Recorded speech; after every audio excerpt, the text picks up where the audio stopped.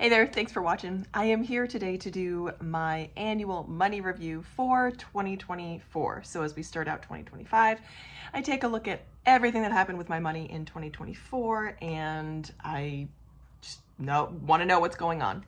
So this annual money review started in 2021 and I will link a playlist to previous money reviews that I've posted. I've only posted for 2 years looking back, and I was kind of surprised at that because I thought I'd done it more often than not. Apparently not.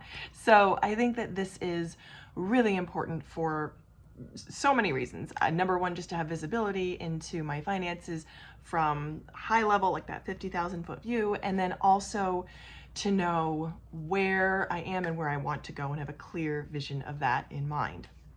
So this was inspired by something I learned from Rachel Rogers. I spent 1 month in her membership and I didn't recommend it at the time. This was in 2020, but I did learn some very valuable things from that experience. And this annual money review was the most important thing I learned, which I think she actually gives that away for free. So that's the original attribution of that. And these 4 questions are very simple but very profound. So that is what we start with. And I use the same framework to do the other 2 annual money reviews. So these are the questions that I ask, and I'm taking notes and I'm going to refer to my laptop here. So the 4 questions are: how much did I bring in last year? What is my current net worth? What is my dream lifestyle? And then how to bring in additional income. Brainstorm ways to bring in additional income. So in the previous versions that I did, I shared my real numbers. And in this version, I'm going to share the percent change. So if you go back and watch those, it'll be really easy to figure out what the numbers are.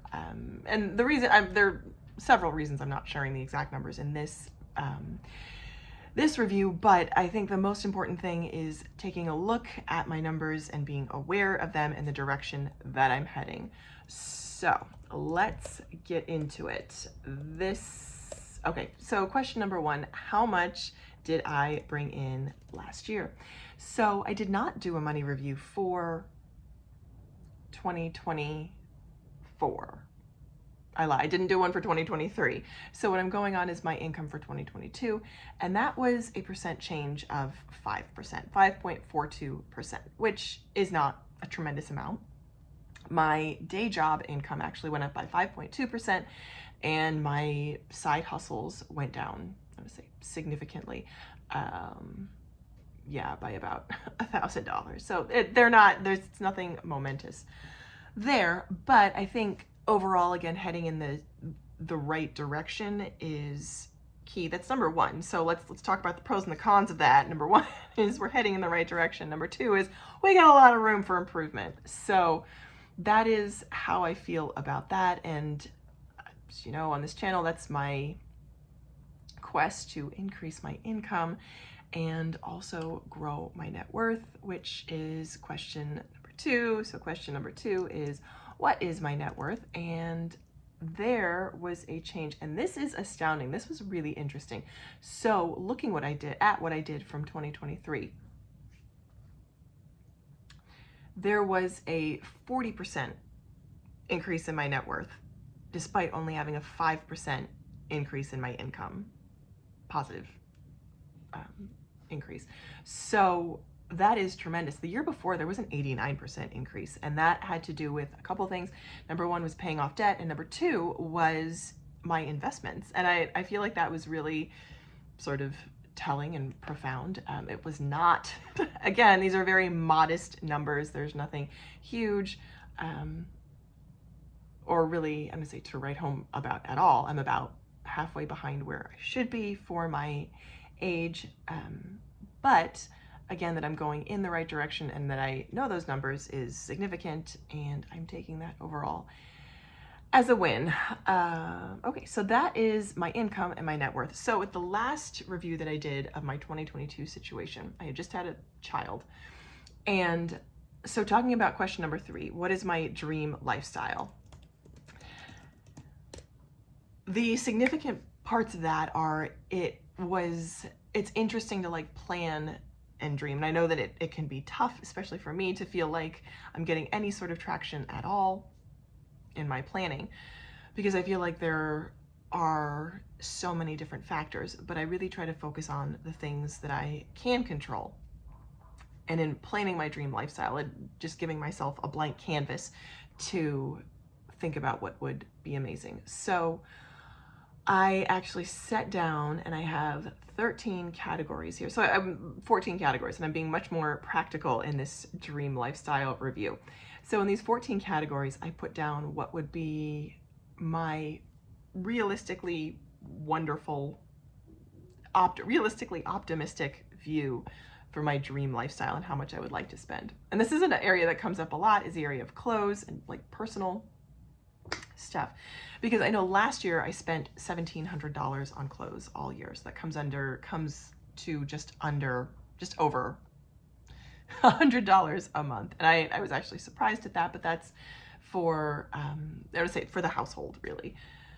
And in a perfect world, I'd be able to like quadruple that. So that's what I put down for clothes. So in these 14 categories, I have housing, investments, groceries, cars, home maintenance, savings, emergency savings, activities and lessons, clothes, travel, food out, memberships, gym, insurance, and streaming services.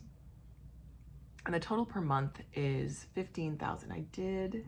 I added at the last moment, I think, an area for, I did not, savings for emergency. Yes, so I do have an emergency fund in there.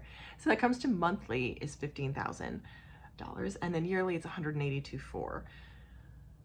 So while those numbers are more than I am currently making, they are in line with our overall family spending. And I feel like that is very achievable and very much within what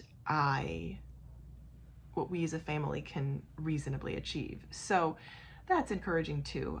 I also feel like maybe I should be dreaming a little bit bigger. And then all I would do for those 14 categories is expand. That's all I would do is take, if I'm working on a percentage basis, I just expand that percentage a little bit, make that a larger percentage of our pie. So I've been watching a lot of, listening to a lot of Ramit Sethi and Money for Couples, and he's a very big proponent of the percentage plan, which obviously it just makes the most sense to do, especially when you're dealing, if you want to be dealing with large numbers, you want to be looking at the whole pie, you want to be looking at a percentage basis. That way, as your income fluctuates, ideally goes up, you can just expand the percentage. You can keep the percentage the same, but your numbers will expand. So that is what I'm aiming to do. And then the final question is ways to make additional income. And this is something that I am working on daily. And this is something that I am brainstorming, looking at what's happened in the past and then using that to direct where I'm going in the future. So that is something that again, it can be a little bit daunting because I'm like, oh, well, none of these things have generated the, millions of dollars that I'm hoping to make. No, but we've seen incremental progress. So for example, in December, I sold one workbook. In 2020, I created this 12-week-year companion workbook, which was silly looking back on it. I would have done a lot of things different, but again, it's taking those learnings and moving forward. But somebody bought that in December. I'm like, awesome. Like that's recurring revenue that I did nothing for. So I think thinking about that, I know that thinking about that and then taking action against that will bring me closer to where I want to be. So that's where we are for my 2024 annual money review. I hope this has been helpful. Let me know if this framework is interesting to you or if you've ever done anything like that. So thank you again so much for watching. If you've watched this far, leave me an emoji. Leave me the emoji you feel like embraces or represents your financial feelings at the moment. How do you feel about money? Leave me that emoji. So thank you so much, as always, for watching, and I hope you'll keep watching. Bye.